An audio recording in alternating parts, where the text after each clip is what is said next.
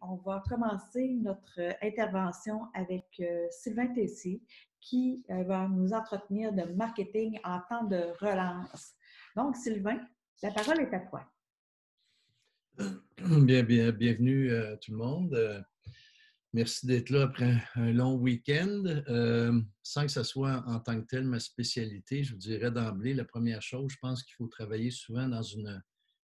Vous avez probablement vécu aussi des crises de toutes sortes, mais une crise de cette ampleur-là ou de cette envergure-là qui peut nous faire peur. La première chose, évidemment, c'est accepter qu'il y a des choses qui ne seront pas nécessairement pareilles. Mais évidemment, c'est l'attitude qu'on doit avoir par rapport à ça. C'est-à-dire, quelle attitude qu'on doit avoir par rapport à ça, c'est de dire qu'est-ce que je peux bien faire que je contrôle, puis qu'est-ce que je ne contrôle pas. Et fondamentalement, en marketing, sans nécessairement que ce soit trop basique, évidemment, c'est une question d'offre et de demande. Qu'est-ce que j'offre, puis à qui je l'offre? Puis, c'est une belle occasion aussi pour revoir souvent notre modèle d'affaires ou nos manières de faire. Peut-être pendant plusieurs semaines ou plusieurs mois antérieurement à la crise, de te poser des fois les questions, je devrais-tu vendre ça ou je devrais-tu offrir ça ou je devrais-tu ajouter ça dans mon offre de service? Puis, y a-t-il des clients que je vise, que je n'ai pas, que je devrais avoir? Puis, aussi plate que de dire aussi, y a-t-il des clients que j'ai que je ne devrais pas avoir? Parce que des fois, il y a des clients, ben, c'est beaucoup de gobe-temps, beaucoup de gobe-sous, c'est pas nécessairement profitable, etc. C'est pas juste une pensée financière, mais c'est une pensée d'efficience. Qu'est-ce que j'offre? Ça me ressemble, que je pourrais ajouter ça, puis quel type de client que je vise? Puis, quand je parle d'offre et de demande, je crois fondamentalement, il y avait quand même un taux d'endettement élevé avant la crise, qui était à peu près de 180$ sur 100$. C'est-à-dire, les gens doivent 180$ alors qu'ils en gagnent 100. Et sur le 180$, je ne veux pas être pessimiste, c'est une réalité là, pour commencer. Sur le 180$, la part de l'hypothèque diminue de plus en plus. Alors, le financement d'auto à 80 mois, beaucoup d'endettement, les cartes, etc. Tout ça veut dire quoi? Les gens vont dépenser probablement d'une manière plus prudente pour certains. D'autres vont recommencer aussi à s'endetter ou à avoir un niveau de vie quand même assez plus élevé que qu'est-ce qu'ils gagnent. Alors, il faut leur parler. Il faut aussi que leur décision va être de plus en plus intelligente, va être de plus en plus réfléchie. Ce que j'aimerais vous parler aussi, c'est, je vais vous présenter deux choses. Des petites questions, des réflexions par rapport à l'offre, puis par rapport à la demande, c'est-à-dire par rapport à vos clients, puis quel genre d'action qu'on pourrait faire à court terme. Dans un deuxième temps, aussi, rapidement, je vais vous montrer un petit profil de ce que c'est un plan d'action que je pourrais aussi que Audace pourra vous envoyer par la suite si vous le désirez. Alors, je vais vous mettre en partage d'écran pour mon PowerPoint.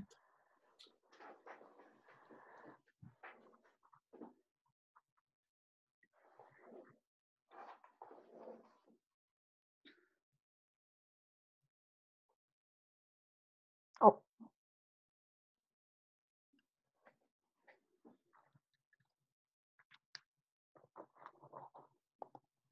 Oh, je crois qu'on a perdu Sylvain. Oh. Dommage. Disparu! Un autre dossier de régler! Les joies du direct, comme je vous le disais ce matin. Donc, est-ce que Pierre, toi, tu es prêt à prendre le relais tout de suite avec ta partie? Même si Sylvain nous avait fait une belle intro sur le marketing, on lui permettra de le reprendre au bon en deuxième partie. Pierre, est-ce que tu es prêt? Certainement. Fait que je vais essayer de ne pas quitter la réunion. Il reste juste Lisa, on a télé à la fin. Alors, en fait, vous allez voir, entre ce que je vais mentionner, moi, je vais parler plus au niveau des communications actuelles, là, au niveau des entreprises. On se fait souvent beaucoup poser la question, dois-je continuer à faire de la publicité? Dois-je continuer à communiquer? Qu'est-ce que je fais? Quel placement prendre? Quel budget mettre? Alors, c'est un peu de ça, finalement, que je vais vous entretenir dans ma présentation. Puis, vous allez voir, tantôt, c'est beaucoup en cohérence avec tiens, Sylvain est de retour. Pardonnez-moi, il y a eu une petite panne électrique. Pink! Oui, je ne sais pas s'ils font des travaux pas loin, ça a coupé complètement, alors je recommence. Bien, Sylvain, on avait lancé la parole à Pierre. Ça ne te dérange pas, tu reprends après? Ah, ben non. En même temps, je ne suis pas rendu assez loin, ça ne me dérange pas, là. Ah, OK. On y va avec Sylvain et puis Pierre. L'ordre va être plus, ça va être mieux pour vous, ça va être plus cohérent. OK. Alors, vous voyez mon PowerPoint? Oui. Il reste à le mettre en mode présentateur. Oui. J'y allais. Merci. OK. Alors, je vais juste mettre ça ici, comme ça. Voilà. OK. Alors, excusez-moi pour le petit intermède. Alors, en ce qui concerne les questions qu'on doit se poser par rapport à notre offre en ce moment, c'est-à-dire comme offre de service qu'on a ou comme produit, on devrait comme dans notre plan de match, qu'on devrait s'arrêter, là, puis se faire, mettons, une réflexion stratégique. Ça veut dire qu'est-ce qui est le plus prioritaire en ce moment? C'est quoi les produits et services sur lesquels on devrait focuser davantage puis ont plus de chances de provoquer des intentions d'achat ou d'utilisation?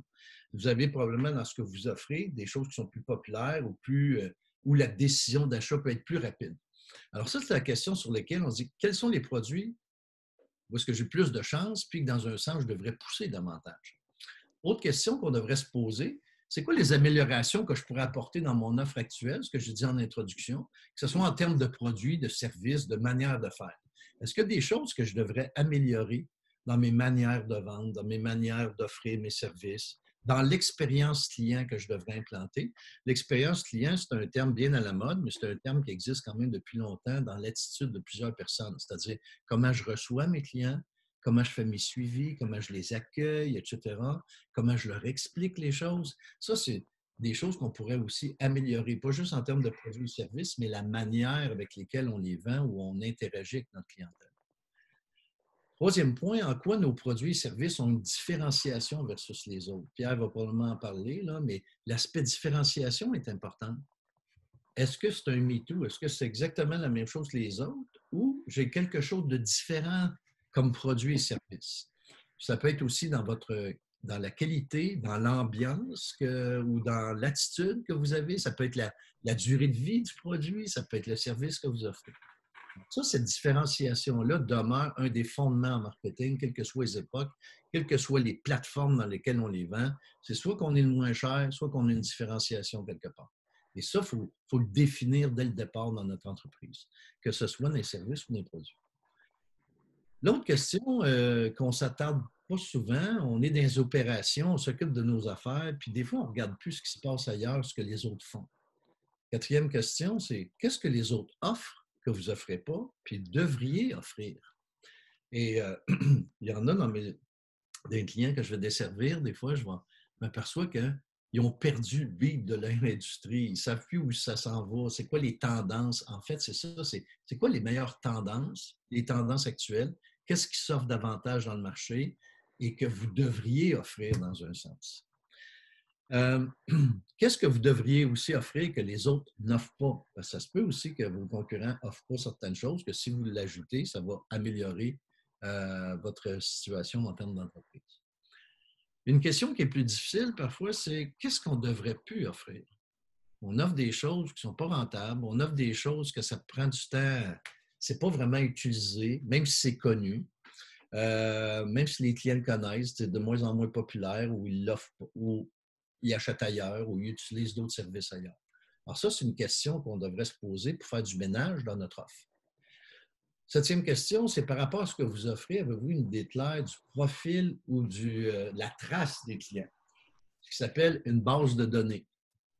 Que ce soit une base de données Excel, mais c'est qui le client? Combien de fois il vient chez nous? À quoi ils ressemblent en termes de style de vie, en termes de profil. C'est facile à les rejoindre. Il y en a qui n'ont aucune trace de leurs clients pour leur faire des offres, pour garder contact avec eux, etc., etc. Alors ça, le profil de clientèle et la base de données est une des conditions de succès dans les prochaines années pour les entreprises, c'est-à-dire l'intelligence d'affaires et le data relié à de la clientèle, comme le data aussi relié aux produits. Quand je vous parlais de produits et services, il faut savoir aussi les produits qui sortent le plus, combien de clients achètent 1, 2, 3, 4 produits ou 1, 2, 3, 4 services. La base de données est une des choses qu'on devrait aussi améliorer dans l'entreprise. Neuvième point, c'est aussi, huitième point, est-ce que vous avez fait tout ce qu'il fallait pour vous faire connaître auprès des clients? Il y en a qui tirent partout, ils essaient de se faire connaître avec toutes sortes de plateformes. D'autres ne font pas grand-chose en termes de communication ou vont présumer que les clients les connaissent. Qui dit connaissance, dit considération, c'est-à-dire top of mind qu'on appelle, c'est-à-dire plus votre notoriété va être augmentée, plus vos parts de marché augmentent, puis vos revenus augmentent. Puis, une des choses aussi basiques, c'est de dire qu'est-ce que je fais pour me faire connaître auprès des clients prioritaires? C'est qui vos clients prioritaires? Puis c'est quoi la meilleure manière de les rejoindre pour vous faire connaître? Et ça, c'est une adéquation qui doit être là dès le début dans votre plan de match. Que ce soit avant la crise ou pendant ou après la crise, c'est une des choses fondamentales, c'est-à-dire quelle est ma stratégie de communication pour rejoindre mes clients potentiels. Neuvième point, est-ce qu'ils savent tout ce que vous êtes en mesure de leur offrir? Lorsque je fais des études auprès des clients de mes clients, plusieurs ne savent pas, mon client ou l'entreprise dans laquelle ils font affaire, offre telle chose, telle chose, telle chose. Alors, la notoriété en tant que telle, ce n'est pas juste la notoriété de votre commerce ou de votre entreprise, c'est aussi la notoriété de ce que vous offrez. Et ça, c'est une des choses à valider. Jusqu'à quel point vos clients actuels connaissent tout ce que vous êtes en mesure d'offrir pour eux. Autre chose, c'est est-ce que vous savez les produits les plus rentables? Parce que je reviens là-dessus, même les entreprises connues, beaucoup d'entreprises ne savent pas la rentabilité de leurs produits et services. Et ça, c'est une des choses qui doivent être regardées parce que si vous faites, par exemple, 60% des efforts dans un ou deux produits ou un ou deux services qui ne sont pas rentables, bien, vous n'êtes pas efficient dans vos manières de faire. Il faut absolument développer, mettre plus de temps, d'argent et de ressources là où ça compte. Et 11e question, qu'est-ce qui me permettra d'être rentable, évidemment? En ce qui concerne maintenant la clientèle en tant que telle, les clients avec lesquels vous faites affaire, vous faisiez affaire, c'est quoi leur situation actuelle? Si vous savez c'est qui vos meilleurs clients, une des choses les plus rapides qu'il va falloir faire, c'est les contacter, savoir leur situation, leur intention, leur intérêt à faire encore avec vous. C'est quoi leur situation? Puis il y a beaucoup de petites entreprises qui ont 1, 2, 3 gros clients et qui dépendent beaucoup à 80% de leurs revenus de leurs 3 plus gros clients ou de la fameuse loi du 20-80. Alors, ça va être important aussi de valider la situation de nos clients pour, après ça, dire il faut absolument que j'aille en chercher d'autres. Il faut que j'élargisse ma base de clientèle. Deuxième question, pourquoi certains sont fidèles puis d'autres pas? Pourquoi il y en a qui viennent chez vous, qui font affaire avec vous, puis d'autres disparaissent ou ne reviennent pas? Et ça, il va falloir peut-être parfois de prendre le téléphone ou le courriel puis d'écrire, puis d'évaluer la satisfaction de votre clientèle ou leur habitude d'achat. Pourquoi ils ont décidé d'aller ailleurs plutôt que d'aller chez vous? Parce que la question fondamentale aussi qu'on doit avoir en marketing, c'est pourquoi les entreprises ou les clients plutôt devraient faire affaire avec vous plutôt qu'une autre organisation.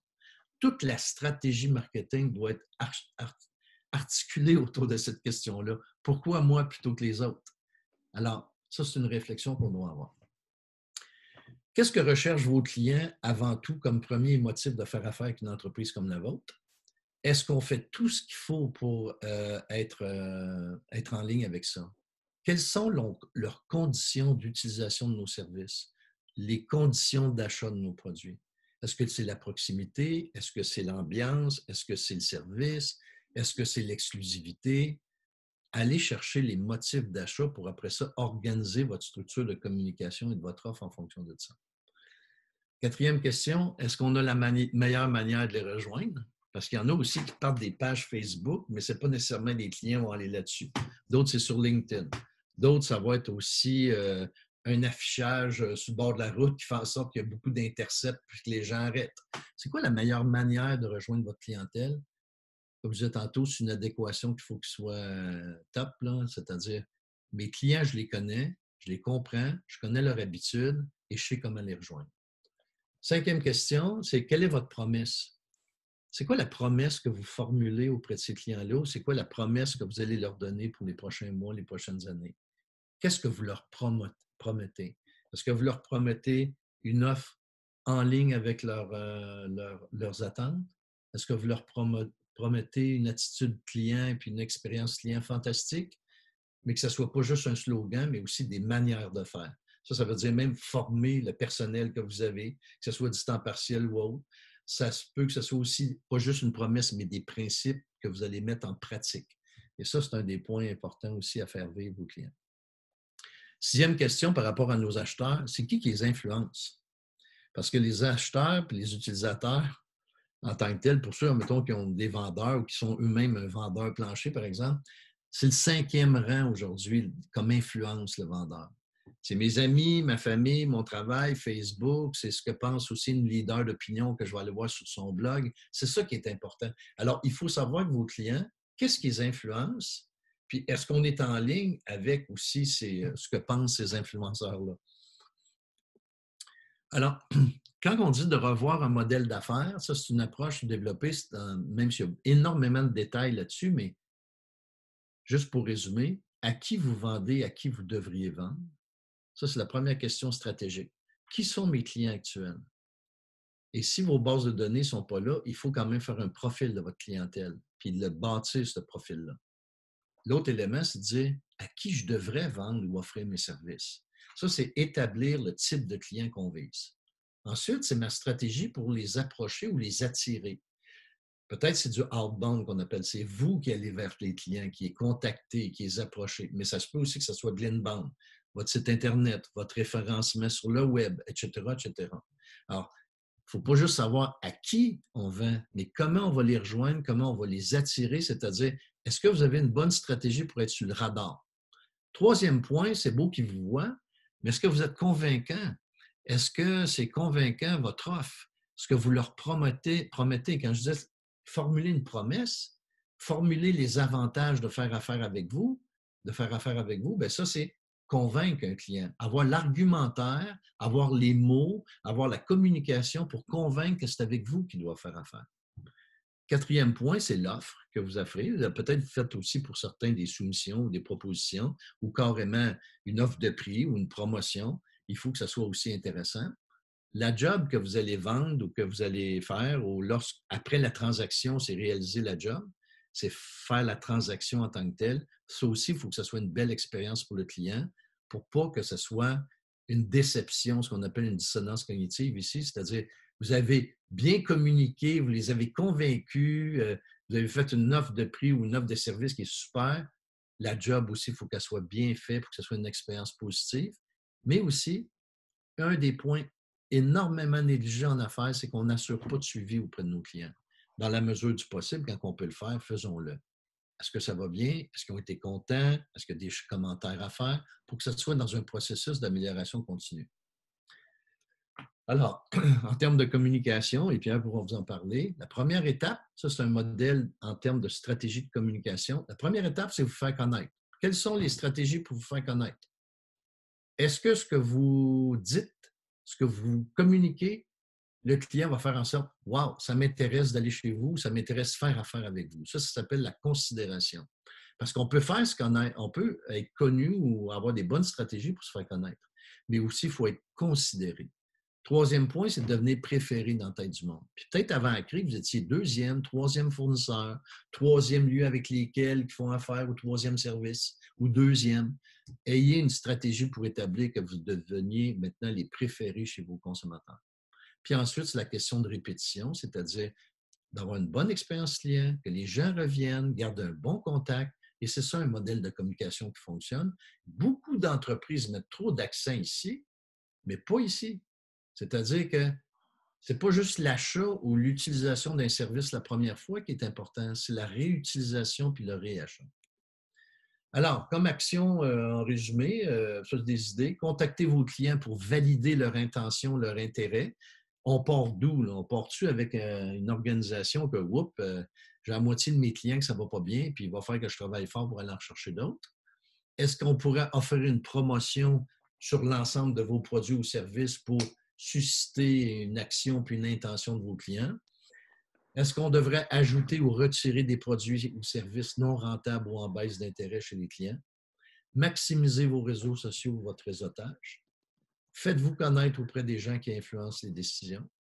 Identifiez clairement les produits et services les plus payants, de même que les types de clients les plus rentables. Puis redéfinissez votre modèle d'affaires dans l'illustration que je vous ai donnée tantôt, c'est-à-dire, c'est clair à qui je vends, à qui je devrais vendre? C'est normal que tel type de clients ne viennent pas chez nous? Comment je vais faire pour les rejoindre? Comment je vais faire pour les convaincre? etc., etc. Alors, redéfinissez ce que vous devez conserver, améliorer, implanter, puis éliminer de votre modèle d'affaires, puis réaffirmer votre engagement, puis votre promesse avec vos clients, puis d'avoir vraiment de manière écrite des manières de faire. En terminant, je vais vous montrer juste un petit guide que je pourrais utiliser. C'est un gabarit de plan d'action, c'est-à-dire, mettons, en ce qui concerne, par exemple, mon offre de service ou mes produits. C'est quoi les actions que vous voulez faire? C'est quoi les décisions? Y a-t-il un budget? À quelle fréquence? C'est qui est responsable? C'est quoi l'importance que je vais accorder à cette action-là? L'importance code 1, pour moi, c'est essentiel. 2, c'est important. 3, c'est si le temps le permet. L'importance d'une action, si c'est essentiel, vous ne devez pas déroger au fait que vous devez travailler là-dessus de manière urgente. Vous ne pouvez pas vous permettre de ne pas travailler là-dessus. C'est ce que ça veut dire. Puis ensuite, donnez-vous un horizon de temps, évidemment, sur quand je dois le faire, etc. Fait que ça, c'est un petit gabarit de plan d'action que vous pouvez séparer en termes mon offre de services, mes ressources humaines, ça peut être vos finances aussi, les tableaux de bord que vous devez mettre sur place, etc., etc. Fait qu'en gros, là, évidemment, c'est une question d'être très... je vous ai fait ça très, très, très rapide, là, avec le peu de temps qu'on a, mais c'est des réflexions que vous devez vous dire, c'est ce que j'offre, est-ce que c'est bon? Puis est-ce que je les offre aux bonnes personnes? Puis est-ce que je suis capable de les atteindre? C'est quoi les moyens pour la faire? Merci. Merci, Sylvain. Si je résume ça rapidement, Sylvain, moi, j'ai compris là-dedans qu'il y a un momentum pour réfléchir à où on veut aller avec notre entreprise. Il y a peut-être des choses qu'on doit changer, qu'on peut se permettre de changer. Puis, avant tout, pour faire ça, il faut se faire connaître, se faire apprécier, se faire aimer, puis se faire acheter et acheter à nouveau et acheter à nouveau. Mais c'est ce processus-là qu'il faut réfléchir constamment. J'ajouterais une chose, une des choses les plus fondamentales en marketing, c'est le comportement du consommateur. C'est-à-dire qu'il soit entreprise ou individuel, sur quelle base il va prendre sa décision et qui l'influence. Et ça, c'est quoi les critères d'utilisation d'un service ou les critères d'achat? Ça va demeurer fondamental, que ce soit un jour juste sur l'électronique ou pas. Comment il se comporte et sur quelle base il prend sa décision.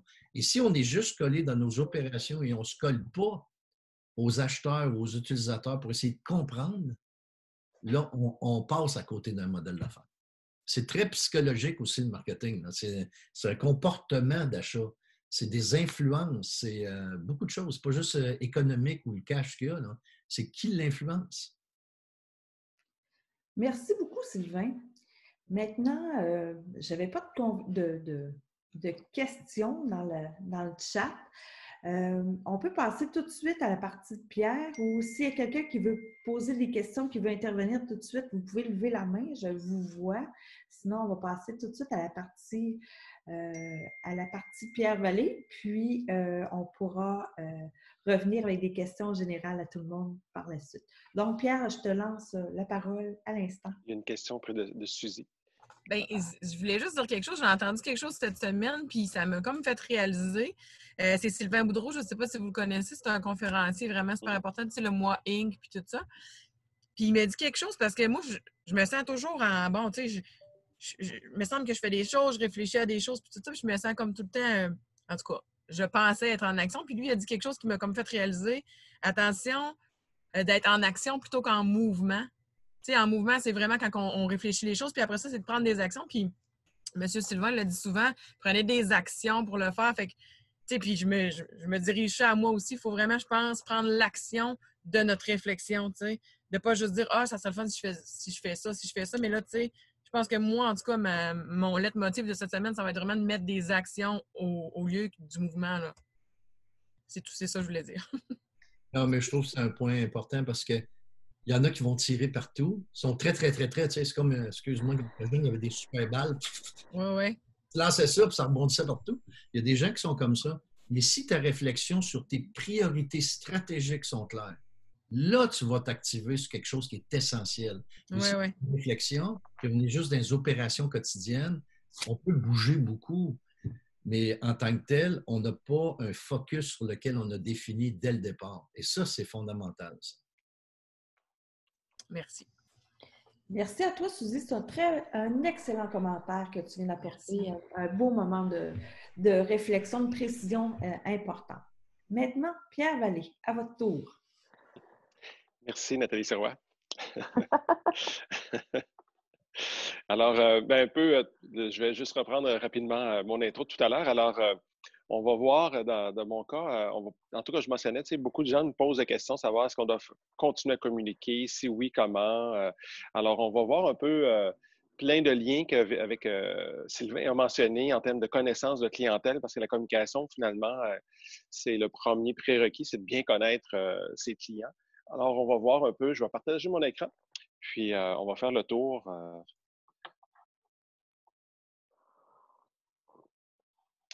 Alors, je vais laisser ici. On voit mon écran? Non. Non. Ah. Si tu disparais, je vais commencer à parler, Pierre. Vous ne voyez pas mon écran? Ah. Ben, non, on voit ton écran. Là, vous la voyez? OK. Ah, Oui. Super. Parfait. Alors, je vais vous parler d'adaptabilité et d'authenticité. Parce qu'au niveau de ce qu'on subit actuellement comme crise, c'est les deux mots finalement que j'apprendrai rien, mais qu'on a entendu parler quand même beaucoup. Puis on va voir tantôt pourquoi le côté authenticité, il va être vraiment important dans nos communications. La première diapo, finalement, on a vu deux comportements, deux stratégies qui sont actuellement mises en avant-plan des entreprises. Il y en a qui ont choisi on attend, ça va passer. On ne bouge pas, on arrête finalement nos communications, nos actions, on a peur.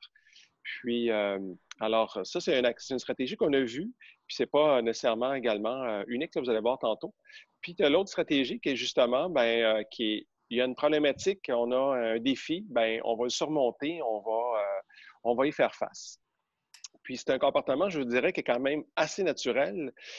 La dernière crise qu'on a eue de ce temps, qui n'est pas nécessairement de l'ampleur, mais la dernière crise qu'il y a eu au niveau économique et au niveau consommation, c'est en 2008-2009, au niveau de la crise économique. Ici, au Québec, on a eu quand même quelques vents de face, mais disons qu'aux États-Unis, ça a été beaucoup plus important. Puis, ça a été documenté, ces deux comportements-là des chefs d'entreprise, de ceux qui ont dit « on attend ». On va laisser la tempête, puis quand ce sera terminé, on va recommencer à faire nos actions, justement, puis à communiquer. Puis tu as ceux qui, en 2008-2009, ont dit, non, on va s'adapter, puis on va continuer. Puis en fait, ce que ça a donné comme étude, c'est que ceux qui ont attendu, ont perdu, ont eu plus de difficultés à reprendre, à faire le rebond. Et ceux qui ont continué à communiquer, disons qu'ils ont repris davantage de vitesse par la suite dans leur développement. En fait, ça vient beaucoup je dirais, d'un fondement de vos communications que si tu ne communiques pas, tu n'existes pas. Malgré le fait que tu peux être connu, tantôt Sylvain le mentionnait, malgré le fait que tu dis, mais mes clients me connaissent, tes clients évoluent, sont soumis à plein d'autres offres aussi également. Leurs besoins changent aussi pendant ces périodes-là. Alors, si tu ne t'adaptes pas, si tu arrêtes de communiquer, tu deviens un peu invisible. Alors, cette partie-là est vraiment importante finalement à garder en tête. Puis, l'image un peu suivante que j'aime bien en termes de citation, c'est le pessimiste se plaint du vent, l'optimiste espère qu'il va changer, le réaliste ajuste ses voiles. Puis pour moi, là-dedans, le mot-clé, c'est ajuster. Parce que c'est sûr qu'on ne peut pas faire comme si rien n'était au niveau de nos communications. Il faut continuer à communiquer, mais le mot-clé, c'est ajuster notre message au niveau du ton qu'on va utiliser, de l'image qu'on va utiliser. Tantôt, on va le voir de façon un peu plus exacte. Mais juste pour vous montrer un peu, puis de grâce, il ne faut pas jouer, je dirais, avec la situation. Quand je dis jouer avec les situations, je vais vous montrer un exemple là, de publicité, qu'il y en a probablement qui l'ont vu certains passer, mais c'était un peu, disons qu'au début un peu de ce qui s'est produit.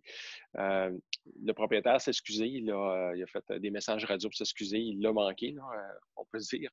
Puis, mais c'est juste que finalement, actuellement, dans nos communications, il y a plein de statistiques qui sortent actuellement. Ceux qui vont parler du côté plus positif, tolérance, qu'on appelle un peu de fraîcheur, on attend beaucoup actuellement. La semaine passée, il y avait eu une étude qui était faite là, sur les communications qui fonctionnent le mieux et les axes qui étaient axés sur la générosité ou sur le côté plus chaleureux, le côté valeur humaine, s'en sortent mieux, ont davantage de d'achalandage sur leur site web, ceux qui vont émettre un message vraiment qui est adapté. Puis quand on parle de message, au niveau, ben, c'est toujours bon de se rappeler le schéma de processus de communication. Souvent, on l'oublie. Si je prends le côté à gauche, l'émetteur, ben, c'est l'entreprise. On pourrait mentionner, c'est votre entreprise. On a un message. Quand je parle de code tantôt, ben, à l'intérieur là, du message, ben, il y a vraiment des codes parce que mon message, mon récepteur qui est mon client, ça peut être du B2C ou du B2B. Là, le récepteur, ça peut être, je vais communiquer avec une autre entreprise ou avec un client direct. Je ne communiquerai pas de la même manière à quelqu'un qui a 60 ans qu'à quelqu'un qui a 19 ans. Je vais adapter mon message, je vais adapter finalement mes mots que je vais envoyer. Puis ce message-là est directement lié avec ce que Sylvain tout à l'heure nous mentionnait. C'est quoi mes produits? Parce que nous, on le voit souvent, les gens vont axer des messages, des campagnes de communication, mais pas nécessairement avec le bon produit. Quand je dis le bon produit, c'est le produit, ce qui va faire sa meilleure marge, ou ce qui va être le meilleur, ou ils vont souvent partir puis ils vont dire, ben, on communique tout, mais c'est la base parce que sinon, je vais dépenser des sous inutilement si je ne communique pas. On a régulièrement vu des gens communiquer des produits, ce qui faisait des moins dans leur marge. Alors, il faut avoir une stratégie par rapport à ça. Ensuite, le canal. Bien, le canal, c'est tout ce qui est un peu à votre disposition, que ce soit le Facebook, une infolettre, site web, la TV, la radio, journaux, tous médias confondus. C'est quoi le canal que je vais utiliser? Puis la question souvent que j'appelle à 1000$, les clients nous demandent, c'est quoi le meilleur canal? C'est quoi le meilleur média? Bien, en fait, il n'existe pas vraiment de meilleur média tant aussi longtemps que je n'ai pas compris c'est qui mon récepteur. Je pourrais vous dire parce que la radio va être très bon dans un cas, mais pas bon dans l'autre, parce que finalement, c'est mon récepteur qui va faire fi de tout. Puis ensuite, le support, bien, le support, c'est l'image que je vais utiliser, ça va être la typographie que je vais utiliser, la couleur que je vais utiliser. C'est ça le support finalement. Puis, dans un contexte que ce soit, je dirais, traditionnel, tu sais, médias traditionnels, la radio et compagnie, qu'au niveau de du numérique, je vous dirais, ça revient, c'est le même schéma. Ça a vraiment été étudié parce que à travers tout ça, c'est l'expérience client qui devient intéressant. Puis ensuite, quand on descend après le secteur, bien, le feedback. Le feedback est vraiment intéressant parce qu'avant ça, si on pouvait, disons, dans les années 90, le feedback, on devait payer souvent pour l'avoir, soit par un sondage à la clientèle. Ensuite, aujourd'hui, bien, il y a plein de feedback que oui, vous pouvez payer, mais il y a du feedback quand même qui est gratuit. On peut facilement voir sur votre page Facebook c'est quoi le taux d'engagement, votre site web, c'est quoi la statistique, c'est quoi les pages les plus visitées de votre site web, les journées aussi également les plus visitées, ça devient intéressant ça, de l'analyser. Si c'est des gens qui sont dans le domaine touristique, hein, il y a des TripAdvisor, il y a plein de choses qui vous donnent un feedback coup sur coup. Alors ça devient vraiment intéressant. Fait que notre schéma, ben notre récepteur, plus que je vais le connaître, tantôt on va le voir de façon plus schématique, là, plus que je vais le connaître, plus que je vais être capable de faire des bons choix. À travers ça, parce que tantôt, Sylvain disait, c'est de la psychologie, c'est une science finalement, là, du marketing et des communications. On dit souvent que quand on s'adresse à un groupe, on pense à un enfant de 7 ans. Alors, est-ce que ma communication finalement va être de façon assez claire qu'un enfant de 7 à 11 ans va pouvoir le comprendre? C'est encore ça aujourd'hui quand je m'adresse à une masse de clients. Alors, puis vous savez, si vous avez des enfants, ben c'est de répéter. Hein, parce qu'à travers tout ça, ce qui apparaît pas, c'est la fréquence. C'est de répéter. Puis il y a aussi l'aspect budgétaire aussi également qui va faire aussi une grande différence à travers tout ça. Alors, le côté fréquence, c'est de rappeler toujours le même message. Moi, souvent, je dis à mes clients, on sait tout ce que McDo, Walmart font dans la vie, mais ils nous le répètent à chaque jour. Puis un peu, c'est la même chose. Souvent, tantôt, quand on parlait de se pitcher différemment, là, de s'en aller, de tirer à trop d'endroits, bien souvent, c'est aussi l'erreur qu'on va voir, trop de messages à la fois qu'on va utiliser dans nos communications. Ensuite, la diapositive suivante, c'est une statistique, bien, c'est des chiffres qui ont sorti à la fin avril. C'est un peu juste montrer un peu qu'est-ce qui était à la gauche. C'est les marchés, bien, en réalité, c'est la fréquentation sur le web. On a actuellement tous les grands diffuseurs web, là, ils voient une augmentation de 40% d'augmentation de trafic. Puis à gauche, c'est tous les marchés où, disons, la consultation qui est en baisse. Puis à droite, c'est tout ce qui est à la hausse en termes de ce que les consommateurs recherchent. Alors, c'est un peu, je dirais, bien, à la limite, c'est très logique. On n'est pas dans le voyage actuellement, on n'est pas dans le rêve, on n'est pas dans la partie attractivité, la partie culturelle, mais on va être beaucoup plus dans l'actualité économique, divertissement, se changer les idées, prendre l'information, nos sources d'information. Alors, on peut voir quand même, plus qu'on connaît aussi également c'est quoi les préoccupations de nos clients, on est en mesure finalement de s'adapter comme message. Je ne pensais jamais qu'un jour que la météo serait en baisse dans nos recherches. Un autre tableau que je vous ai mis aussi également, qui est sorti la semaine dernière, c'est peut-être en petit, mais je vous rendrai la présentation disponible. En fait, c'est à gauche, c'est les 100 produits les plus demandés actuellement au niveau de la recherche web. Puis à droite, c'est les 100 produits les plus en déclin au niveau de la recherche. Alors, si vous aviez des machines à pain dans votre offre, vous avez une augmentation de 652 %. Mais vous allez voir, c'est vraiment intéressant en termes d'augmentation parce qu'il y a plein de choses finalement. Puis là-dedans, j'ai des clients là, on comprend mieux pourquoi que leurs chiffres sont à la hausse là, au niveau de leur site web. Alors, c'est vraiment intéressant de voir un peu qu'est-ce que les gens, c'est quoi leurs préoccupations. Parce que ça, ici, aujourd'hui, ça ne veut pas nécessairement dire « Ah, merde, mes produits ne sont pas là ».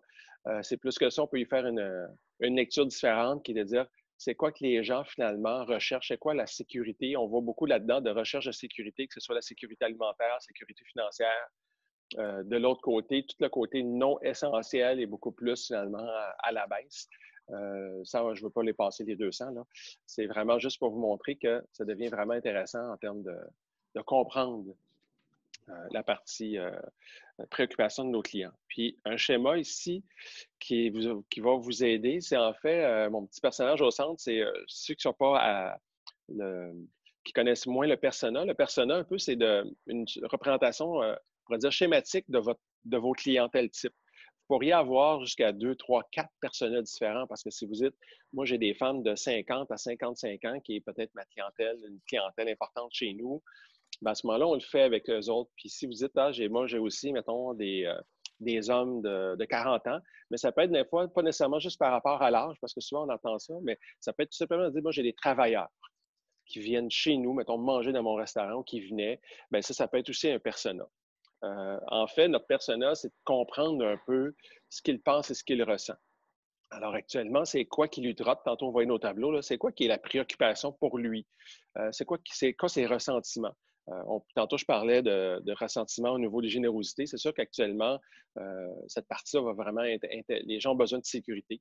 Ce qu'ils voient, qu'est-ce qui l'influence? Ce qu'ils voient, ce qu'ils entendent finalement, qu'est-ce qui l'influence? Ça peut être les médias, là, s'il écoute la télé, ça peut être ce qu'il va lire, ce qu'il va regarder, ce qu'il regarde les conférences de presse, il regarde RDI Économie, ce qu'il entend. Ça peut être la radio, mais ça peut être aussi également c'est quoi que son meilleur ami lui dit, c'est quoi son voisin lui dit. Si c'est un B2B, un autre chef d'entreprise, c'est quoi qu'il entend? S'il fait partie d'une association, qu'est-ce qu'il entend? Qu'est-ce qu'il voit à travers ça? Puis ce qu'il dit, ce qu'il fait. Ben, le plus bel exemple, c'est actuellement dans l'achat local.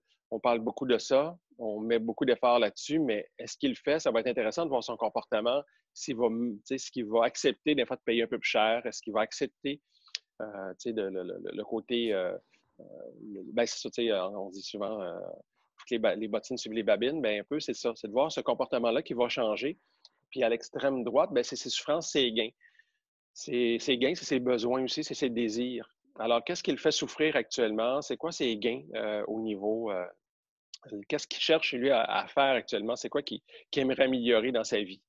Alors, cette partie-là de persona, si vous ne l'avez pas, je vous recommande vraiment de le faire. C'est vraiment important de le faire aussi également avec votre équipe de travail. Et si vous avez que ce soit un réceptionniste, que ce soit des vendeurs sur le plancher, c'est intéressant de le faire parce que souvent, eux sont sur la ligne de feu, qu'on pourrait dire. Là. Alors, c'est vraiment intéressant de le faire. Puis ça, c'est de le ressortir quand même assez régulièrement parce que selon souvent, on disait à nos clients, disons le 28 février, on disait à nos clients de le voir une fois ou deux par année. Là, je vous dirais, c'est de peut-être le voir à tous les mois. Parce qu'avec tout ce qui est changeant, ça peut changer quand même rapidement. Alors, le persona, ça devient vraiment le côté central, finalement, de nos décisions au niveau d'achat médiatique, mais aussi également de la stratégie marketing, même du modèle d'affaires. Puis, le côté conseil du jour, c'est continuer à communiquer avec bienveillance et pertinence. On l'a vu, c'est que le côté bienveillance, prendre soin de nos clients, on n'est pas actuellement dans disons, un développement de parts de marché. On va être plus dans la fidélisation de notre clientèle, malgré le fait que si votre concurrent ne fait pas bien son travail, on le voit tantôt quand je parlais de statistiques de 2008, les gens qui se sont bien occupés de leurs clients, puis ceux qui ne sont pas bien occupés, bien, les gens qui sont bien occupés, ils ont été chez des parts de marché parce que le client, il est là, il a des besoins. C'est juste qu'il change. Puis, à ce moment-là, bien, on continue à bien s'occuper de nos clients, puis le côté pertinent. Qu'est-ce qui est pertinent par rapport, depuis le début, ce que je mentionne, c'est que la bonne idée d'aujourd'hui n'est pas seulement la bonne idée de demain, parce qu'il y a tellement de choses qui changent. Puis, ensuite, un petit aide-mémoire, augmenter votre présence en ligne. Ça, c'est sûr que ça va être vrai, étant numéro 1, parce que ça va être vrai à court, moyen et long terme. On le voit vraiment actuellement. On pense que, en tout cas, ce matin même, j'ai écouté encore une entrevue à la radio. Puis, ce qu'il mentionnait, c'est qu'on voit vraiment un changement. Puis ce changement-là, possiblement que ça va être un changement, ce qui était déjà amorcé, ce changement-là, mais il va s'accélérer. Et le défi là-dedans, à travers ça, c'est de conserver la même expérience client que si mon client venait physique, que s'il devenait finalement vient en ligne. Les chiffres de la semaine dernière, dans la réouverture des commerces au Canada, les commerçants ont déclaré qu'il y avait 3 clients sur 10 qui sont de retour dans les commerces. Quand ils ont fait un sondage, ça a sorti en fin de semaine, le sondage, les statistiques, puis c'est qu'on mentionnait que pourquoi, mettons, si on dirait que les 7 autres clients ne sont pas là. Actuellement, dans l'expérience client, c'est l'expérience du côté sanitaire, il devient un enjeu dans la sécurité et la confiance de l'entreprise, qui va être là pour les prochains mois. Je lisais ce matin qu'il y a des supermarchés qu'eux ont décidé de rendre obligatoire le masque, exemple. Ils n'attendent pas les données du gouvernement, c'est qu'on le rend, parce qu'il y avait beaucoup de gens finalement qui choisissaient de faire leur achat différemment ou ailleurs. Alors, juste pour revenir à mon to-do, alors, présence en ligne, priorisez vos clients existants. Ça, je pense que de parler à vos clientèles existantes, c'est eux qui vont continuer à faire affaire avec vous là, pour les prochains mois. On a vu tantôt adapter notre message, le ton, l'image, le titre de votre campagne. Là, nous, toutes les campagnes qu'on avait faites en janvier, février pour nos clients, bien, sont stand-by actuellement. On a tout revu dans les dernières semaines. Pensée locale et régionale. Pensée locale et régionale, de dire si il faut que j'élargisse un peu mon marché, bien, comment que je pourrais finalement soit travailler avec des partenaires, des compétiteurs aussi également. Ça peut être des partenaires dans certains cas. Il peut y avoir, parce que dites-vous que votre concurrent a les mêmes problématiques que vous. Vous n'êtes pas seul à travers ça. Il y a peut-être des forces que lui avait et que vous avez que pourriez peut-être vous parler. Analysez votre marché quotidiennement, et c'est vraiment le mot choisi quotidiennement parce que ça change beaucoup. Puis ça va changer encore pour les prochaines semaines. Réfléchissez à comment votre produit peut aider votre service. Choisissez judicieusement vos placements médias. On l'a vu tantôt. Les budgets, il faut faire attention. Il faut vraiment être de façon très précis. Soyez transparent avec vos consommateurs si vous n'êtes pas capable de le servir. Transparent, c'est aussi également, on parle de l'expérience client. Si vous avez des règles, tenez-les. Exigez-les auprès de vos consommateurs et expliquez le pourquoi. Ça, c'est davantage intéressant. Dans l'article que je disais ce matin, c'était un supermarché qui a obligé ses clients à mettre le masque. Puis les premiers clients sont arrivés, il y avait quand même pas mal de chialage. Puis quand il a commencé à expliquer, il a dit, regardez, si moi je suis la seule épicerie du village, si je ferme, si j'ai tout le monde va être un peu mal pris. Alors les gens ont compris, puis ils ont adopté cette façon-là. Ensuite, ne créez pas une demande que vous ne pourriez pas satisfaire. Si vous promettez trop, puis moi je dis toujours, c'est de promettre moins, mais de livrer plus. Alors à ce moment-là, vous allez avoir satisfaction de vos clients. Je termine sur une citation que vous avez probablement déjà vue, mais les espèces qui survivent ne sont pas les espèces les plus fortes ni les plus intelligentes, mais celles qui s'adaptent le mieux au changement. On voit à travers les médias des grandes entreprises présentement tomber, des entreprises avec souvent des lourdes charges d'endettement. Faut viser l'agilité. Ce matin, dans l'entrevue ce matin, il disait que possiblement que ça va changer l'envergure de certaines entreprises. Plus petites les entreprises, moins les grandes. Les taux d'endettement sont très élevés pour maintenir souvent des très grandes entreprises à flot pour les prochains. Les marchés vont être volatiles pour les prochains mois, prochaines années. Alors, le côté agilité, le côté comment on peut travailler tout ça, alors ça va être les modèles d'affaires qui vont devoir s'adapter, changer. Ça fait le tour, je vais être disponible pour les questions. Ça fait le tour un peu dans la partie communication. Là, je vais faire un petit résumé bref de communiquer dans cette période-là très incertaine. Je vais arrêter mon partage. Merci, Pierre. Pour faire le lien avec Sylvain, tout à l'heure, Sylvain disait il faut bien connaître notre clientèle. Tu le ramènes également. Tu ramènes aussi qu'il est hyper important de communiquer, d'être franc, d'être direct, de communiquer adéquatement. Mais ce que j'ai retenu de tout ça, c'est vraiment le marketing est une science du comportement humain. Sylvain a mis beaucoup d'emphase là-dessus. Vos consommateurs ont des comportements. Essayez de les comprendre pour mieux les servir et essayez de les comprendre pour mieux leur communiquer, pour répondre à leurs besoins, mieux communiquer avec eux. Maintenant, dans le même esprit de tout ça, on parle chiffres, on parle stratégie, mais comment on attache ces stratégies-là avec la tête, avec le cœur? Est-ce que vous avez des... Je lancerai tout de suite la parole à Lisa, puis je reviendrai avec les questions, comme je n'ai pas vu personne lever la main sur le clavardage pour poser des questions tout de suite. Donc, je lancerai tout de suite l'invitation à Lisa de nous entretenir, puis on fera un grand partage à la fin de tout ça. Lisa? Merci. Est-ce que vous voyez mon écran? Parfaitement. Mon Dieu, que je suis rendue bonne. Écoutez, depuis la semaine passée où j'arrivais pas à me connecter, je suis énervée d'être capable de me brancher aussi facilement. Je m'étonne avec réjouissance ce matin. Préparer la relance, moi, ma spécialité, c'est vraiment la stratégie humaine. On parle d'adaptabilité. Bien, je vous demanderais de lever la main. Ceux pour qui l'adaptabilité, c'est super facile. Ouais, c'est ça. Bien, l'adaptabilité, l'authenticité, on a beau dire que c'est des beaux mots, puis c'est tellement vrai. Mais comment on fait ça dans la vraie vie? Comment on accompagne ça? Parce que vous accompagnez l'adaptabilité de vos clients, votre adaptabilité, celle de vos employés. Alors moi, tout ce que je veux éclairer, c'est les stratégies humaines pour tenter de mettre des mots sur du mou. Parle avec notre cœur, tu sais, ça se dit bien. Mais en même temps, concrètement, qu'est-ce que ça veut dire? Les employés qui ont peur, qu'est-ce qu'on fait avec ça? À part d'avoir envie de les brasser, de leur dire « réveille-toi, la fin du monde n'est pas arrivée », c'est pas une bonne idée de faire ça. Mais comment on fait ça? Comment on s'y prend?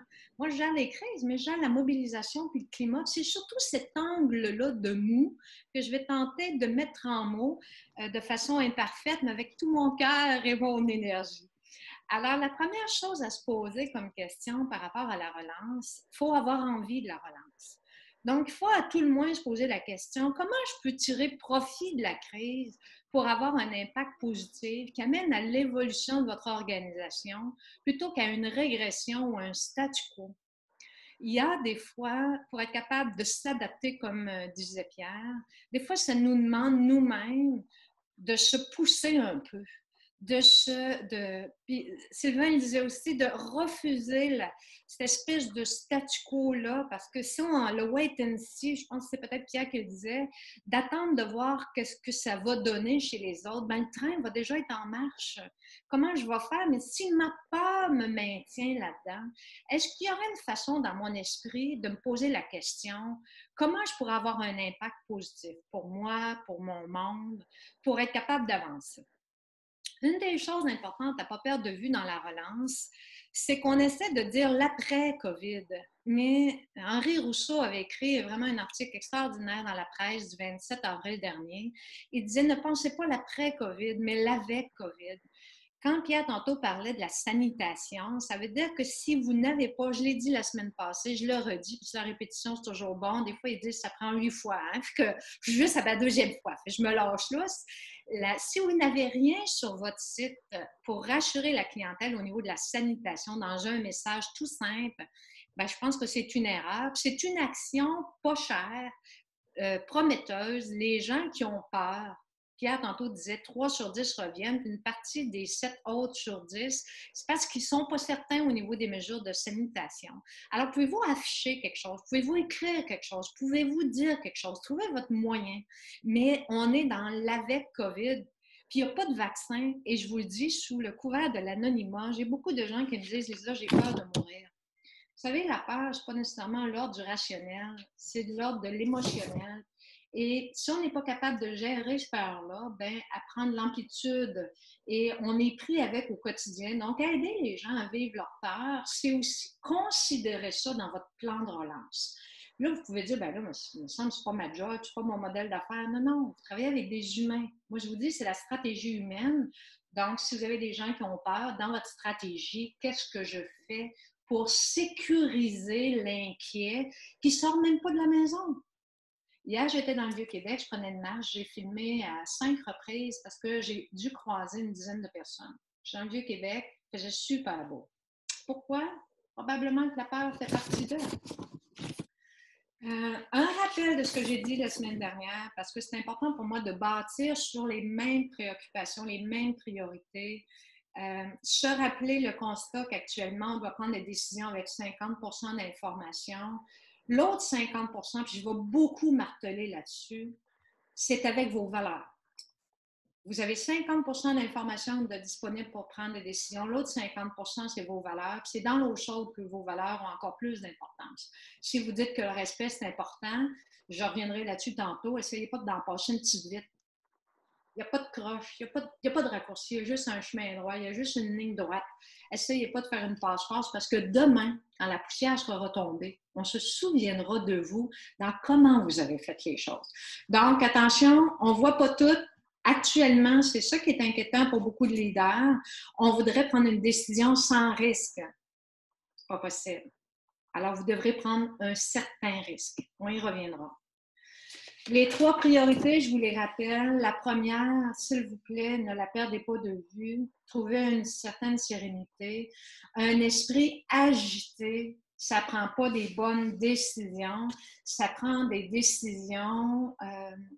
Quand on parle pour faire une image, ça vous est-il déjà arrivé de parler avec quelqu'un qui vous le sentez agité? C'est comme s'il manque. Tout le temps comme un petit stress. Il nous parle, puis il est parti, puis là, tout d'un coup, on est tombé, contaminé d'un stress qu'on n'avait pas avant qu'il arrive. On se sent de même. Je dis, mais oxygène. Bien, c'est ça. Ça, c'est la contamination croisée de quelqu'un qui n'est pas serein. Un calme. À quoi ça sert le calme? Ça nous sert à voir clair. Ça nous sert à pas exagérer une réalité, mais à être capable de faire confiance en la vie. Donc, est-ce que c'est de parler à un ami? Est-ce que c'est de chanter à tue-tête, crier à tue-tête? Ceux qui vivent de l'anxiété, une des choses que je recommande comme psychosociologue, des fois, ça peut être un petit cri tribal, un gros ah! Bon. C'est sûr qu'avec votre famille à côté, c'est pas une bonne idée. Mais dans votre voiture, lâchez-vous là dans le char, barrez les portes, allez dans un rang quelque part, confinez-vous. Donc, chaque petit cri tribal, faites-vous du bien, puis vous allez voir après ça, il y a de bien des chances que si vous l'essayez, vous allez partir à rire, vous allez vous dire, mon Dieu, elle était folle la fille, mais ça avait du sens. Finalement, je suis partie à rire, puis j'étais stressée avant. En tout cas, essayez-le, puis si ça ne marche pas, c'est pas grave. Lâchez-vous pas d'essayer des choses tant que vous n'êtes pas calme. Moi, tous les matins, je médite. On peut ne pas aimer ça, mais pour moi, ça fait une différence dans ma vie. Donc, prenez votre marche, chantez, jouez de la musique, mais c'est la priorité numéro 1 pour vous, la priorité numéro 1 pour vos employés. On ne peut pas avancer quand on est terrassé par la peur. Deuxième priorité, c'est installer des contextes de confiance. Pierre et Sylvain en ont parlé tantôt. Dire les vraies affaires, justifier, être authentique, dire si on peut, dire si on ne peut pas. Dans les moments de crise, les sources de vérité sont plutôt rares. Donc, on doit être cette source de vérité-là. On doit être capable de dire les choses. Puis une des choses que je remarque quand on est une source de vérité, c'est on confie notre réalité à une personne qui, tout d'un coup, connecte avec nous, pas par notre modèle d'affaires ou par notre produit, mais par le vrai de ce qui se dégage de nous. On n'a pas besoin de montrer qu'on est un super-héros pour arriver à épater des gens, mais qu'on est un humain qui est tombé, qui s'est relevé, qui est capable de rester debout dans la tempête. C'est très vendeur, cette réalité-là du vrai. Alors, le bullshitage, excusez-moi mon beau terme français, je vous invite à pas aller là-dedans. Montrez pas ce que vous n'êtes pas. Ayez, Pierre disait, l'authenticité. Écoutez un beau vidéo pour expliquer ça. C'est en anglais avec sous-titre en français pour ceux qui ont besoin de la traduction. Brené Brown. Alors, B-A-E-N-E, Brown, comme la couleur. Et c'est le pouvoir de la vulnérabilité. The Power of Vulnerability. Ça dure 20 minutes, mais elle montre que vulnérable ne veut pas dire affaibli. C'est tellement vrai. Alors, quand on sent que quelqu'un vit la même chose que nous, tout d'un coup, on se sent connecté. Il y a quelque chose de chaud qui se passe et on a envie d'honorer ce moment-là qui nous a permis un peu de déposer notre souffrance, déposer notre inquiétude. Puis enfin, on peut dire, je ne suis pas niaiseuse de penser ça, j'en ai d'autres de même devant moi. Alors aujourd'hui, on connecte par des chemins différents. C'est pour ça qu'un leader qui ne dit pas à ses employés qu'il ne sait pas tout, qu'il a de l'inquiétude. Il y avait quelqu'un la semaine passée qui disait « j'ai pas tout mon monde qui rentre, puis là, il y en a qui ne veulent pas rentrer, puis là, je m'étire dans les airs. » Ben oui, peut-être qu'il faut dire ça aux gens, puis de parler de cette inquiétude-là, mais ouvrir l'entreprise, c'est pas juste ouvrir pour continuer à offrir nos produits, mais c'est d'envoyer un message que la vie continue.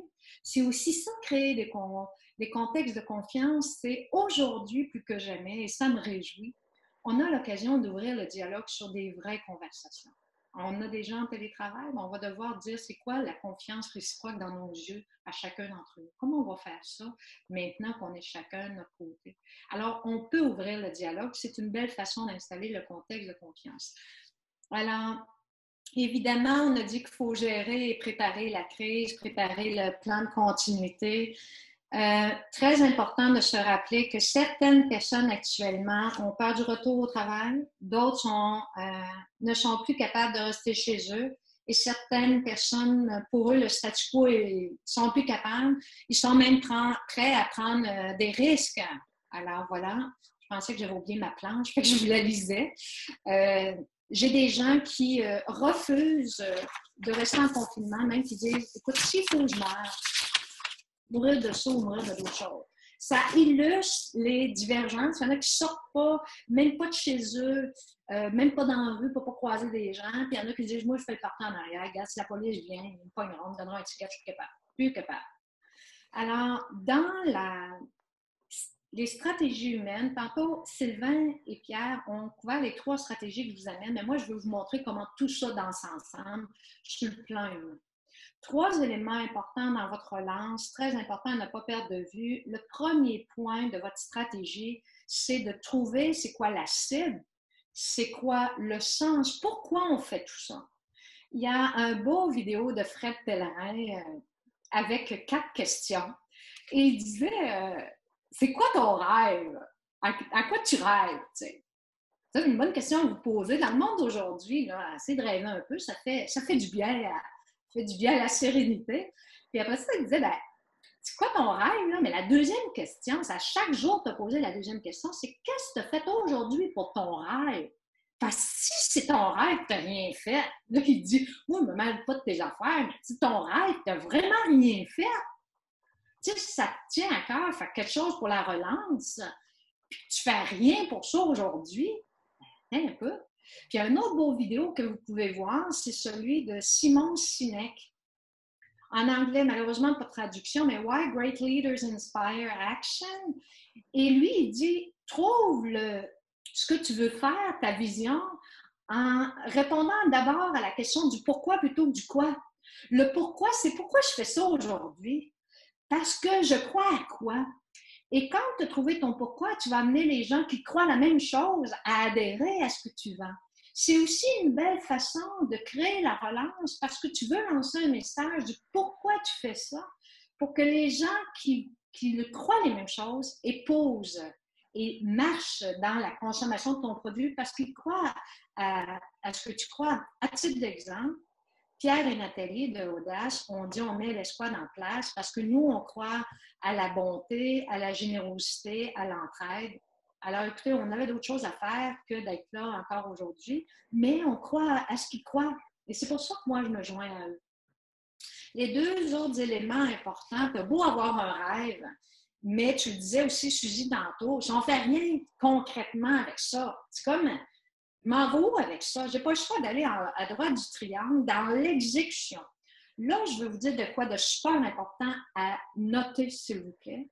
L'humain a de la misère à faire la différence ou le lien entre l'idée et l'action.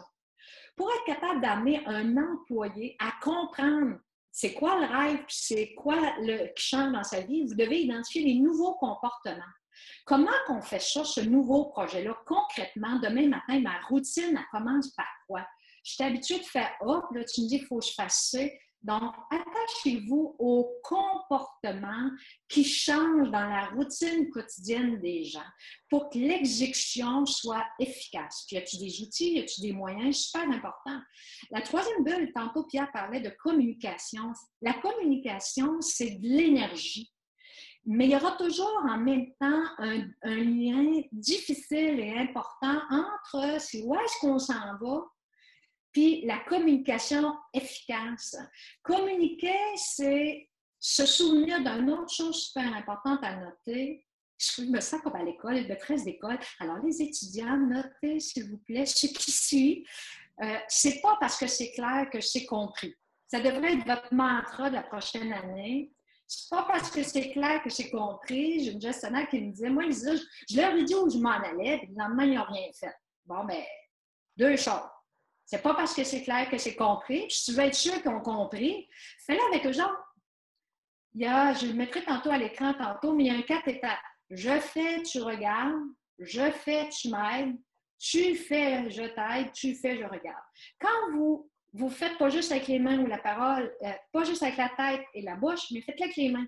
Les mains, moi je joue du piano, les mains se souviennent des fois de ce que la tête n'est pas capable de se souvenir. Rendez la vision dans l'acte. Amenez les gens dans l'action, aide l'intégration de cette nouveauté-là et de grâce. C'est pas parce que c'est clair que c'est compris. Même pour vous autres, vous allez voir que quand vous allez essayer de mettre en place ce que vous avez réfléchi, vous allez vous dire, oh tiens, c'est en le faisant que je réalise que c'était pas tout à fait ça que j'avais pensé que j'allais faire. Alors, j'aime bien le film Apollo 13, alors je me fais plaisir en espérant vous faire plaisir. Quand l'impossible devient possible, être un allumeur, ça veut dire que vous devez aussi avoir une parole qui va être zen, une parole qui va être inspirante, qui va donner le goût à l'effort de vos gens. Des choses que je vous recommande, entre autres, actuellement, c'est vous engager, dire à vos clients et à vos employés, je m'engage à protéger la sanitation, reconnaître la réalité, les valeurs encouragées. Il y en a 3 que je vais vous présenter à la planche suivante. La discipline, le courage et la confiance. Préciser aux employés ce qui demeure authentique. Remercier l'effort. Ce point-là est important. S'il vous plaît, les merci et les grâces à. Remercier de l'effort.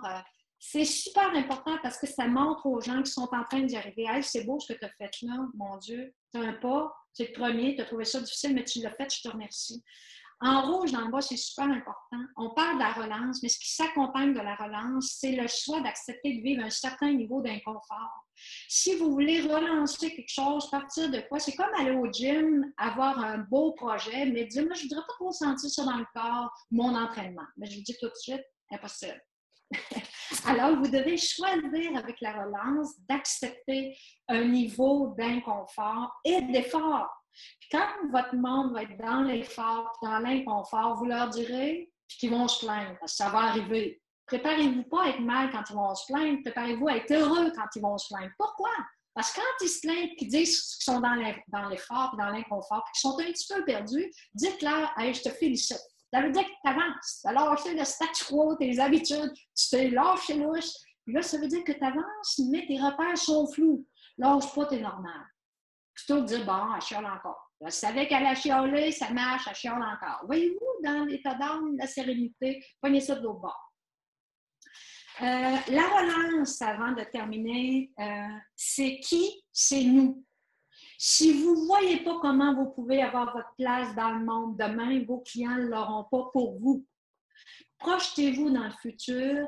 Puis attention, si vous avez un enjeu de cash flow, ben vous voyez la réalité en face. Qu'est-ce que j'ai le moyen de faire comme relance? Puis il y en a qui peuvent essayer de profiter de la situation. Je l'ai vécu personnellement. On nous demande des petites passe-passe, des ceci, des cela. Restez droit comme un chêne. Vous pouvez faire de quoi, faites-le. Ne demandez pas des passe-passe. Puis faites ce que vous pouvez faire avec l'argent que vous avez. Des fois, c'est pas si gros que ça ne coûte pas si cher que ça. Pas de wait and see. Évitez d'être vague sur l'objectif puis de tirer partout. Sylvain disait tantôt, on dirait que je l'ai copié. Moi, j'ai peut-être un peu copié. Vous savez où vous perdez de l'argent et de l'énergie. Quand vous ne savez pas où aller, je vous propose mes 3 étapes que je fais quand les humains sont bloqués à quelque part. J'utilise le explorer, choisir, agir. On va trop vite dans l'étape de choisir, mais on n'a pas assez exploré. Dans l'étape d'exploration, on n'est pas en train de choisir, donc ne mettez pas de limite. Amusez-vous à dire que si je pourrais faire, même des drôleries qui n'ont pas rapport, demandez à des amis, des gens qui vous aiment, des clients qui sont fidèles, qu'est-ce que je ne fais pas que tu penses que je pourrais faire dans le contexte? Demandez-leur. Et après ça, quand vous êtes à l'étape du choix, vous mettrez vos balises, vos contraintes, vos limitations. Puis vous allez voir, ça va vous aider à être capable d'agrandir le registre des possibilités. Et n'oubliez pas la petite pensée qui est dans le bas de l'écran. Créer de la valeur sociale, ça génère aussi toujours des retombées économiques. Donc, quand j'ai de la générosité, faites confiance.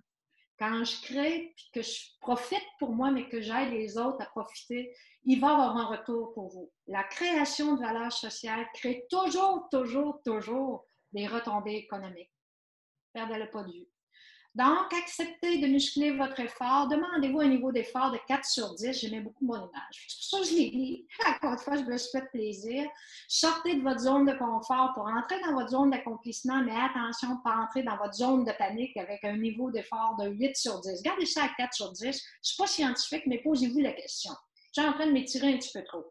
Je vous l'ai dit tout à l'heure, quand vous voulez changer les comportements, première étape, vous les faites dans l'ordre. Ça s'appelle, c'est un outil qui s'appelle en psychologie le rond-poil. Est-ce que la personne sait ce qu'elle a à faire? Est-ce qu'elle le comprend? Est-ce qu'elle y adhère? Est-ce qu'il y a un angle mort? Donc, il faut que je l'observe pour voir où est-ce que des choses lui échappent. Puis, est-ce que c'est sa capacité qui est atteinte? Donc, le principe de Peters, quand on atteint le seuil de notre compétence et de notre capacité. Les employés vont toujours se demander à quoi ressemble le changement, comment ça m'affecte, qu'est-ce que vous attendez de moi, qu'est-ce que je peux attendre de vous. Papa, c'est clair que c'est compris. N'oubliez pas qu'actuellement, les questions, c'est ce qui nous aide à avoir de la perspective. Donc, on cherche beaucoup de réponses, mais écoutez les questions que tout le monde se pose parce que justement, ça nous aide à voir ce qu'on ne voit peut-être pas. Mais les questions des gens nous amènent justement à découvrir ce qui nous échappe. Je vais vous passer les questions, mais pour vous donner la parole, ma dernière question pour vous donner la place, c'est quelles sont les questions, les préoccupations principales qui vous habitent, vous? Merci. Ah, ben j'avais une image, quand même 2 images, attention. Encore une fois, je m'étais fait plaisir. C'est pourquoi c'est clair que c'est compris, puis ne cherchez pas à ce que ce soit 100% parfait, mais 100% meilleur. Et votre plan et votre réalité. Je reviens, la parole est à vous. Bon, là, c'est vraiment vrai, je me tais. Merci, Lisa.